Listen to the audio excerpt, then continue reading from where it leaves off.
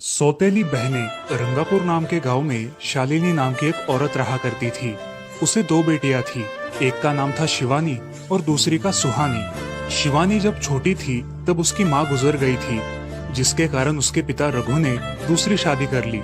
मगर उनका भी कुछ सालों में बीमारी की वजह से देहांत हो गया और इसी वजह से शिवानी के मन में उसकी माँ और बहन के प्रति प्रेम उत्पन्न नहीं हो पाया। शिवानी और सुहानी में हमेशा झगड़ा हुआ करता था। दोनों भी बहनें एक दूसरे से कभी प्यार से बात नहीं करती थी। शालिनी ये सब देख बड़ी चिंता में रहा करती थी। ऐसे ही एक दिन शिवानी, सुहानी, चलो आ जाओ, खाना खा लो। हाँ माँ, आई। हाँ माँ, मैं भी आई। ऐसा कहकर दोनों बेटियां वहाँ आ जाती है और देखती है तो उनकी माँ ने उन दोनों के लिए गाजर का हलवा बनाया था।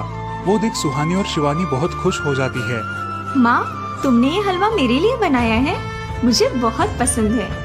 मुझे पता है कि मेरी दोनों बेटियों को हलवा कितना पसंद है, इसीलिए तो मैंने तुम दोनों के लिए हलवा बनाया है। और मेरे लिए माँ? अरे हाँ बेटी, मैंने तुम्हारे लिए भी बनाया है।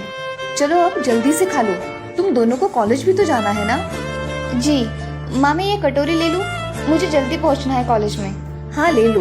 और सुहानी, तुम ये वाली कटोरी ले लो। जी माँ। दोनों भी हलवा खाती है और एक दूसरे की ओर बहुत गुस्से से देखकर वहाँ से चली जाती है। वो दोनों भी कॉलेज में एक साथ पढ़ा करती थी। फर्क सिर्फ इतना था कि शिवानी 3rd ईयर में थी और सुहानी 1st ईयर में। उन दोनों में 2 साल का अंतर था, फिर भी दोनों में हमेशा नोकझोंक हुआ करती थी, जैसे कि वो दोनों एक दूसरे के दुश्मन हो। ऐसे ही एक दिन दीदी, मेरे कॉलेज की ट्रिप जाने वाली है, तुम्हारी भी ट्रिप जाने वाली है क्या? हाँ, मेरी भी जाने वाली है, मगर मेरा जाने का मन नहीं है। क्यों दीदी? क्योंकि वहाँ पे तुम हो। मुझे भी कोई शौक नहीं है तुम्हारे साथ आने का, मैंने ऐसे ही पूछ लिया। मैं जा रही हूँ। शिवानी और सुहानी एक दूसरे की ओर मुंह फेरकर वहाँ से चली जाती है। अगले दिन दोनों भी कॉलेज में जाती है। तब उनके टीचर उनसे पूछते हैं, शिवानी, तुम कॉलेज की ट्रिप में आने वाली हो? जी सर, मैं आने वाली हूँ। ठीक है, मैं तुम्हारा नाम लिखवा देता हूँ। जी सर। ऐसा बोलकर टीचर ट्रिप के लिए जाने वाले विद्यार्थियों की लिस्ट बना लेते हैं। घर आकर शिवानी और सुहानी ये बातें अपनी माँ को बताती है। सुहानी, शिवानी, तुम दोनों ट्रिप के लिए जा रही हो, मगर वहाँ जाके झगड़ा मत करना, नहीं तो ट्रिप पे जाने की कोई जरूरत नहीं है। नहीं माँ, हम झगड़ा नहीं करेंगे। हाँ माँ, हम झगड़ा नहीं करेंगे। तो फिर ठीक है, तुम दोनों जाओ। ये लो ट्रिप के लिए पैसे, और बाकी के ये तुम्हारे पास ही रखना। माँ, हम कल जाएंगे और 2 दिन के बाद वापस आएंगे। ठीक है, चलो अब सो जाते हैं, कल तुम दोनों को निकलना है। अब वो सब खाना खाकर सो जाती है। अगले ही दिन सुबह उठकर वो दोनों भी अपने अपने बस में बैठकर ट्रिप के लिए निकल जाती है और इधर शालिनी अपने काम में व्यस्त हो जाती है। ऐसे ही कुछ देर बाद शालिनी को शिवानी का फोन आता है। माँ, हम दोनों यहाँ ट्रिप की जगह पहुँच गए हैं। अच्छा बेटी, तुम दोनों ठीक हो ना? हाँ माँ, मैं रखती हूँ, हमें यहाँ अलग अलग स्पॉट देखने जाना है। ठीक है, और जब वक्त मिले तो फोन कर देना। हाँ माँ, अपना और सुहानी का ख्याल रखना। हाँ माँ। फोन रखने के बाद शिवानी और उसके क्लास के सारे दोस्त वहाँ की एक जगह देखने जाते हैं। सुहानी भी उसके क्लास के साथ एक दूसरी जगह देखने निकल जाती है। सारे बच्चे एक साथ घूमकर वापस आते हैं। शिवानी सुहानी को ढूंढती है, मगर सुहानी उसे कहीं दिखाई नहीं देती, इसीलिए शिवानी को बड़ी चिंता होने लगती है। अरे, ये सुहानी कहाँ रह गई? इसका तो कुछ भी पता नहीं, कहाँ ढूंढूं इसे? तभी शिवानी को सुहानी दिखाई देती है और उसके जान में जान आ जाती है।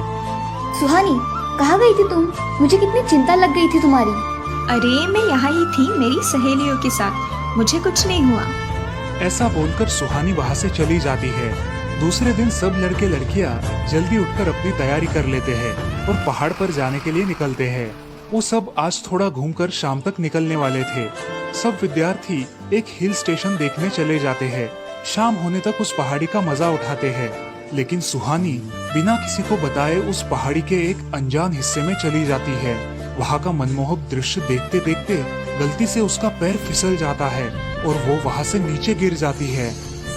शाम हो जाने के कारण सभी विद्यार्थी वहाँ से निकलने लगते हैं और यहाँ सुहानी एक पेड़ के सहारे उस पहाड़ी की चोटी पर लटकी रहती है। शिवानी सभी विद्यार्थियों में अपनी बहन को ढूंढती है, लेकिन वो उसे कहीं नहीं मिलती। सुहानी को ढूंढते ढूंढते शिवानी वापस उसी पहाड़ी के पास आती है और उसे आवाज लगाती है। सुहानी, सुहानी कहाँ हो तुम? दीदी मैं यहाँ हूँ, बचाओ मुझे, मैं यहाँ हूँ। सुहानी की आवाज की ओर जाते ही उसे पता चलता है कि सुहानी पहाड़ी पर लटकी है। ये सब देखकर शिवानी बहुत घबरा जाती है। शिवानी अपनी पूरी ताकत लगाकर उसे ऊपर खींच लेती है। तुम यहाँ क्यों आई थी? अगर तुम्हें कुछ हो जाता तो मैं क्या करती? माँ को क्या जवाब देती? दीदी मेरा पैर फिसल कर मैं वहाँ गिर गई। मैंने बहुत आवाज दी मगर मेरी आवाज किसी ने नहीं सुनी। तुम ढूंढती हुई आई और मुझे बचा लिया। तुम दुनिया की बेस्ट दीदी हो। हाँ सुहानी, चलो अब घर जाने के लिए देर हो जाएगी, बस निकल जाएगी।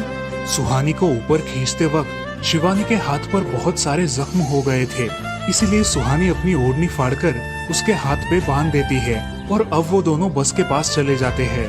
क्या हुआ है शिवानी, हाथ से खून बह रहा है तुम्हारे? कुछ नहीं सर, मैं वहाँ पे गिर गई थी, अब मैं ठीक हूँ। टीचर और सारे छात्र गाड़ी में बैठकर घर जाने के लिए निकलते हैं। घर आने के बाद शिवानी सारी हकीकत अपनी माँ को बताती है और वो सब सुनकर माँ दोनों को गले लगाकर रोने लगती है। तुम दोनों एक दूसरे के साथ होते हो इसीलिए मुझे कोई टेंशन नहीं रहता, मगर मेरी बच्चियों खुद का भी ख्याल रखा करो। उस दिन के बाद दोनों सौतेली बहनों ने अपने बीच की सब नोकझोंक बंद कर दी और हंसी खुशी सगी बहनों की तरह रहने लगी। दोस्तों, इस कहानी से हमें ये सीख मिलती है कि हम सबको एक दूसरे के प्रति द्वेष की भावनाएं छोड़कर प्यार से रहना चाहिए। चंदनपुर नाम के गांव में चंपा नाम की एक औरत रहती थी। पति, 2 बच्चे और एक बेटी, ऐसा उनका पूरा परिवार था। उसका पति श्रीधर पोस्ट ऑफिस में जॉब करता था। उसके कमाई से ही घर चलता था। चंपा ने अपने घर के सामने एक छोटी सी दुकान खोल के रखी थी। उससे उसे जो भी मुनाफा होता वो अपनी बेटी की शादी के लिए जमा करके रखती। ऐसे ही बहुत दिन बीत जाते हैं। तब बच्चे भी बड़े हो जाते हैं। बड़ा बेटा अशोक डॉक्टर और छोटा बेटा रवि वकील बन जाता है और दोनों अपनी ट्रेनिंग पूरी करने लगते हैं। एक दिन उनकी बहन ज्योति के लिए एक अच्छा रिश्ता आता है और ज्योति की शादी पड़ोस के गांव के सरपंच जी के बेटे से हो जाती है। ज्योति बहुत ही कामचोर और गुस्सा करने वाली होती है। इसी कारण उसके ससुराल से उसे निकाल दिया जाता है। वो अपने पति को लेकर अपने मायके रहने आती है। अब चंपा का जमाई दुकान चलाता है और चंपा और ज्योति आराम से वहाँ रहती है। अरे ज्योति, जरा अपने कामचोर पति को कुछ काम करना क्यों नहीं सिखाती हो?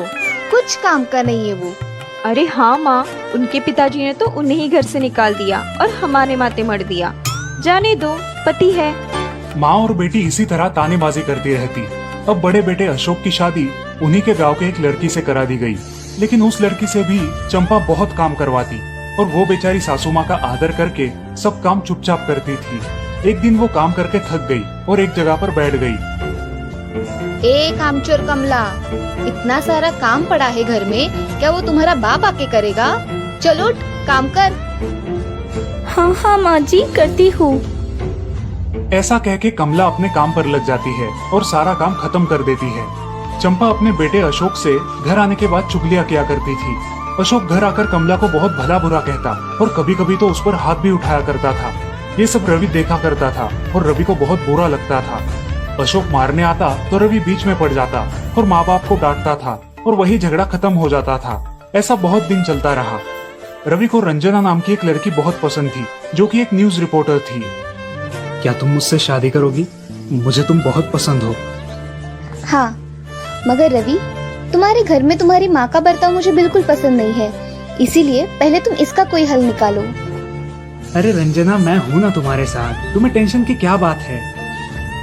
मगर रवि, तुम भी अगर मुझे मारने पीटने लगे तो मैं तुम्हें कोर्ट में खींचूंगी। अरे हाँ बिल्कुल, वो तो तुम्हारा अधिकार है। अगले दिन रवि अपने घर में रंजना के बारे में बताता है। रवि की माँ चंपा उसे साफ मना कर देती है। रवि, तुम्हें कुछ समझ आता है या नहीं? अपनी बिरादरी की लड़की से शादी करो बेटा। इस घर में ये आखिरी शादी है और मेरे भी कुछ अरमान है बेटा। अजय, आप कुछ कहते क्यों नहीं? हाँ बेटा, तुम्हारी माँ सही कह रही है, तुम इसकी बात मान जाओ बेटा। नहीं पापा, मैं शादी करूंगा तो सिर्फ रंजना से, वरना मैं शादी नहीं करूंगा। सब चुप हो जाते हैं। अगले दिन रवि मंदिर से शादी करके घर आता है। सब अचरज से रवि की ओर देखते हैं और चुपचाप अपने कमरे में चले जाते हैं। कमला उन दोनों का स्वागत करती है और वो दोनों अपने कमरे में जाते हैं। कैसे लगा मेरा घर? अच्छा है, मगर सब मिलजुल के रहे तो और भी अच्छा होगा। रंजना, तुम्हें मेरी माँ को सबक सिखाना होगा, तभी घर के सारे सदस्य ठीक हो जाएंगे। ठीक है रवि, जैसा तुम चाहो। अगले दिन रंजना अपने घर के मंदिर में पूजा करने जाती है। तभी रुको, मेरे भगवान के मंदिर में तुम मत आओ, जाओ यहाँ से। ये कहकर सास रंजना को वहाँ से भगा देती है और घर के किसी भी काम को करने से मना कर देती है। तब क्या माँ जी, आज से मैं इस घर की बहू हूँ। इस घर पे मेरा भी उतना ही अधिकार है जितना कि आपका। क्या बोल क्या रही हो? निकल जाओ मेरे घर से। खबरदार अगर हाथ भी लगाया तो। पता है ना, मैं न्यूज रिपोर्टर हूँ। रातों रात खबर छाप दूंगी और कोर्ट के चक्कर लगेंगे वो अलग, समझिए आप। सास चुपचाप देखने लगी और उसकी बेटी और ससुर भी देखते ही रह गए। रंजना ने कमला से कहा, दीदी मुझे आपसे काम है, आप मेरे कमरे में आइए। और हाँ, आज से खाना ज्योति दीदी आप बनाएंगी। अरे माँ, तुम कुछ बोल क्यों नहीं रही हो? ये मुझे काम करने को बोल रही है। अजी सुनते हो, चलो मेरी मदद करो। हाँ आता हूँ। ज्योति किचन का काम करने चली गई और सास बाहर का काम करने लगी। रंजना कमला को लेकर अपने कमरे में गई और उससे कहा, कमला दीदी, आप कुछ कहती क्यों नहीं? आप चुपचाप सह लेती हो, उसका ये नतीजा है। अब देखो दीदी कैसे काम कर रही है। आप कुछ काम करती थी क्या शादी के पहले? नहीं रंजना, मगर अब घर से ही अपना खुद का कुछ व्यवसाय शुरू करने का सोच रही हूँ। बहुत अच्छे दीदी, अब आप किसी से मत डरिए, हम हैं आपके साथ। सच में किसी के साथ होने का कितना महत्व होता है। अब उसकी सासू माँ ही घर के सारे काम करने लगी थी और ज्योति को काम करवाने की वजह से ज्योति भी अपने ससुराल जाने की सोच रही थी। अजी, यहाँ तो काम वाली से भी ज्यादा बुरी हालत हमारी हो गई है। चलो हम हमारे घर चलते हैं, सब है हमारे यहाँ। अरे रे, आप कहाँ चली? अभी भी काम बाकी है। ज्योति का पति रंजना से धन्यवाद कहता है और ज्योति को लेकर अपने घर चला जाता है। अब सासू माँ एक दिन पूरा काम करके इतना थक जाती है कि उसके बदन में बहुत दर्द होने लगता है। तब दोनों बहू सास के पास चली आती है और एक बहू सास के पैर दबाती है तो दूसरी बहू सर दबाती है। सासू माँ उठकर रोने लगती है। मुझे माफ कर दो मेरी बेटियों, अब से कभी ये गलती नहीं होगी। सास को उसके किए पर पछतावा होता है और ये देखकर घर के सभी सदस्य बहुत खुश हो जाते हैं। रवि और रंजना भी बहुत खुश होते हैं। वाह बहू, जो आज तक नहीं हुआ वो तुमने करके दिखाया। बहू हो तो ऐसी। रंजना अपने बर्ताव के बदले माफी मांगती है और अब सब लोग खुशी खुशी रहने लगते हैं।